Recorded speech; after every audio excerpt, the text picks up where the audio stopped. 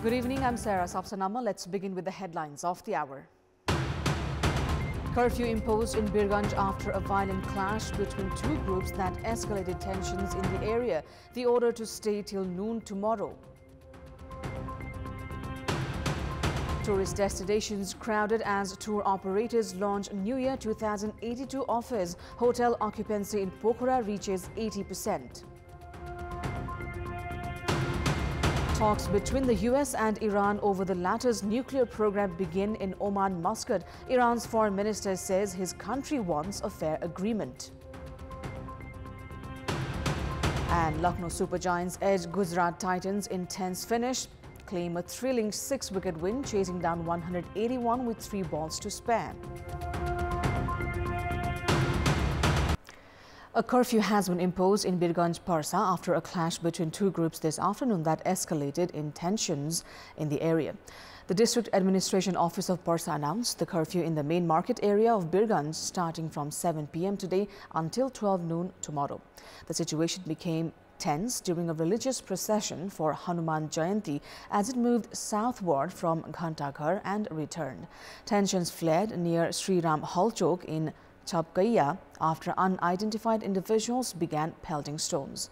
A clash erupted between two groups at Chapkaiya Chowk during the Hanuman Jayanti procession.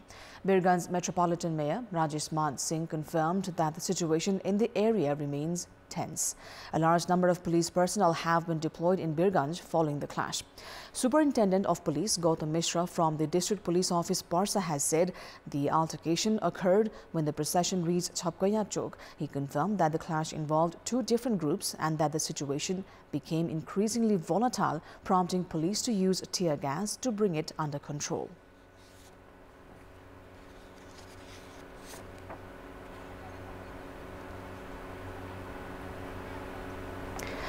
Now, with the arrival of Nepali New Year 2082, tourism entrepreneurs have introduced various packages and offers leading to a surge in visitors at major tourist destinations of the country. Both domestic and international tourists have flocked to popular travel spots across the nation.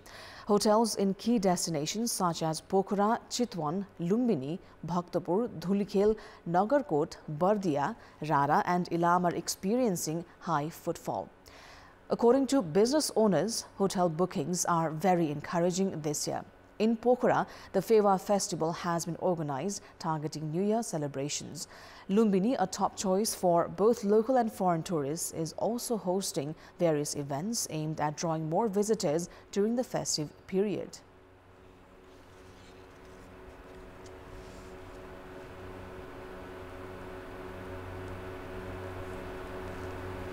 पोखराका अहिले करिब 80% होटलहरुको occupancy 80% पुगेको छ।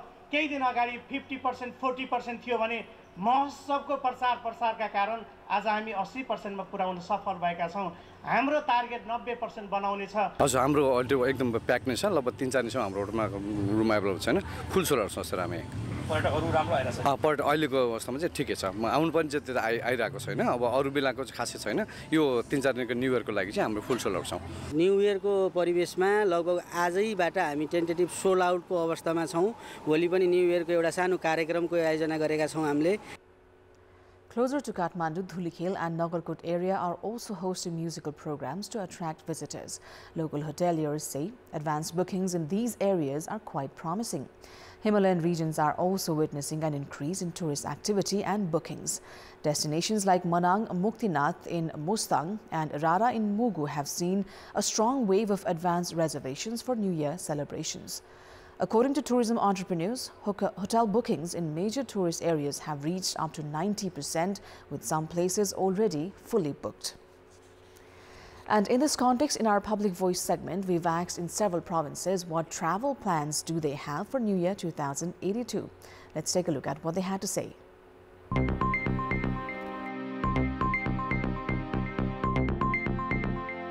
मुगु को रारा धरती को अप्सरा भन्ने ठाउँ नि त्यहाँ घुम्न जाने एकदम प्रबल इच्छा छ। पोखरा जाने योजना छ। धार्मिक ठाउँमा घुम्ने जाने मनोकामना भएको पशुपतिनाथ भएको हामीले जो धर्मको आफ्नो लागि नैनताल घुम्न जाने योजना छ। साथीभाइ जम्मा भएर देउती बजे जाने घुम्ने हत्याको देवतालाई पूजा गर्ने योचोटि हामी सबै परिवार भनेको बर्दिया राजनुकुञ्जाम भनेर हो आफ्नै देशको नेपालको सुन्दर स्थल पोखरा हो त्यसपछि अब माथि पहाड साइडमा भन्नाले अलि बाइक राइडको लागि चाहिँ मुस्ताङ छ शुक्लाफाटा नै बढी जसो घुम्ने विचारमा छौं त्यहाँ हात्ती सफारी पनि गरिन्छ खोटाङ जिल्ला हलेसी भो पाथिभरा मन्दिर भो इलामको चिया बगान भो कञ्चनपुरमा अवस्थित दोधारा चाँदनी घुम्ने योजना छ जुन चाहिँ एसियाकै दोस्रो लामो पुल हो मनोकामना पनि छन् हाम्रो चिचिला मत्स्य पोखरी पनि छन् विशेष हाम्रो लहरी खर्क त्यतै जाने अब प्लानिङ आफ्नो बालबच्चाहरूको बिदा भएको कारण प्लानिङ चाहिँ त्यता हुँदैछ जानकी मन्दिर गएर आरतीहरू पनि हेर्ने पूजापाठ गर्ने र फ्यामिलीसँगै त्यहाँ दिनभरि त्यही जानकी मन्दिरकै परिसरमै बिताउने भनेर विचार गरेको लाहानको जुन छ सलेज फुलबारी त्यहाँ जान्छु नयाँ वर्ष मनाउन चाहिँ मिथिला हाट जान्छु यो हाम्रो भारत नजिकै सिमाना जोडिएको छ यसमा चाहिँ हाम्रो मिथिलाको संस्कृतिहरू सबै देखाइएको छ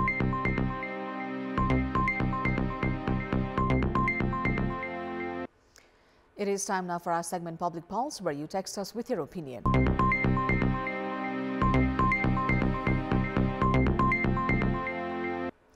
But before today's question, let's take a look at the results from yesterday's poll.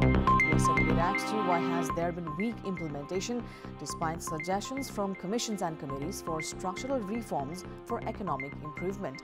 55% voted for option A, lack of willpower, 23% for B, lack of action plan, and 22% for C, result of instability. Here's today's question. What do you think of Parliamentary Subcommittee agreeing to let concerned schools hold secondary education examination, SEE?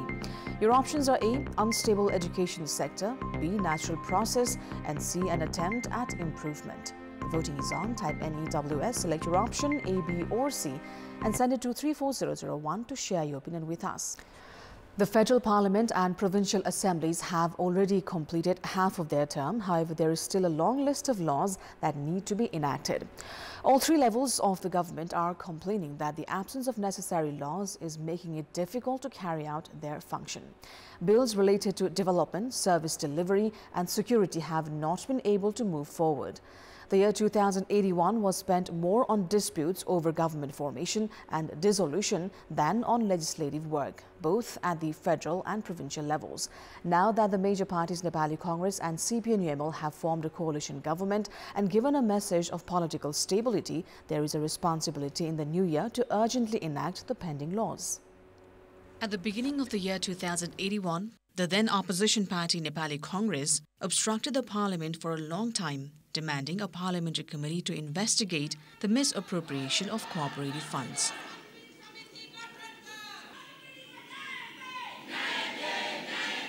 At the end of the year, however, opposition parties including CPN Maoist Centre obstructed the parliament in protest against the dismissal of Kulman Khising as the managing director of Nepal Electricity Authority.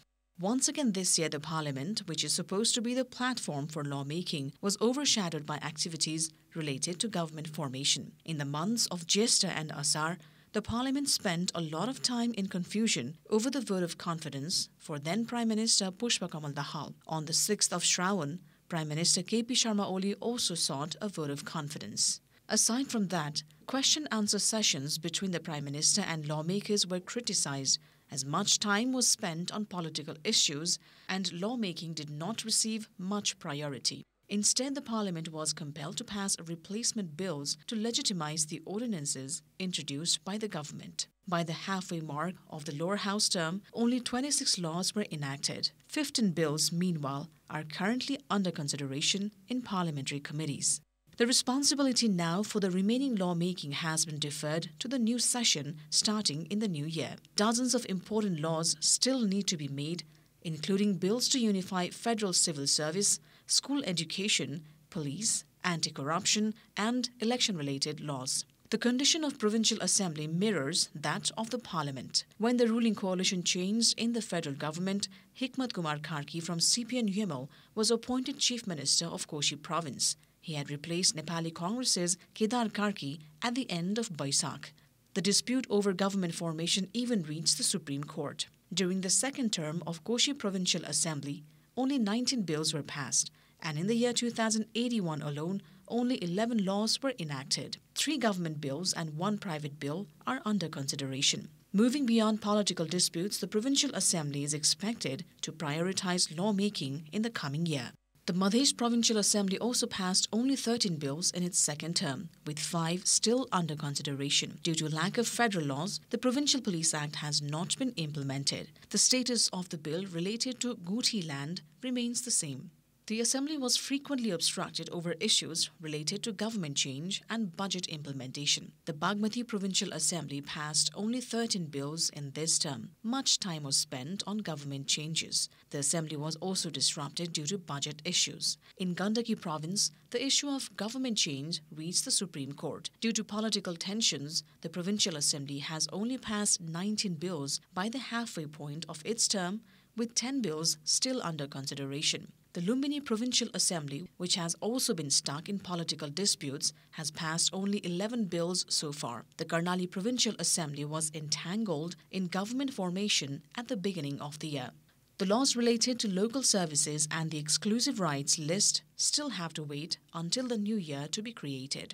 In Sudur Pashchim Province, the year 2081 was full of political disputes. Even as the new year begins, due to party conflicts, the government and the Provincial Assembly have not been able to function properly. Throughout the year 2081, from the Federal Parliament to Provincial Assemblies, they failed to work as per the expectations of the people. We can only hope that parties create a conducive environment for smooth functioning in the new year 2082. Sports News. Nepal has advanced to the final of the 4-nation T20 series after today's match against Hong Kong was cancelled due to rain. The match was being played at Mission Road Ground in Mongkok, Hong Kong.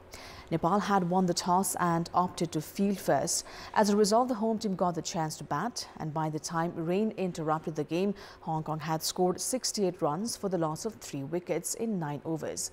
Anshuman Rath scored 17 runs, Jisan Ali made 30 and Nizakat Khan was out for 3. Babar Hayat and Kalhan Shalu had each scored 1 run when rain halted play. For Nepal, Lalit Raj Bansi took 2 wickets and Nandan Yadav claimed 1.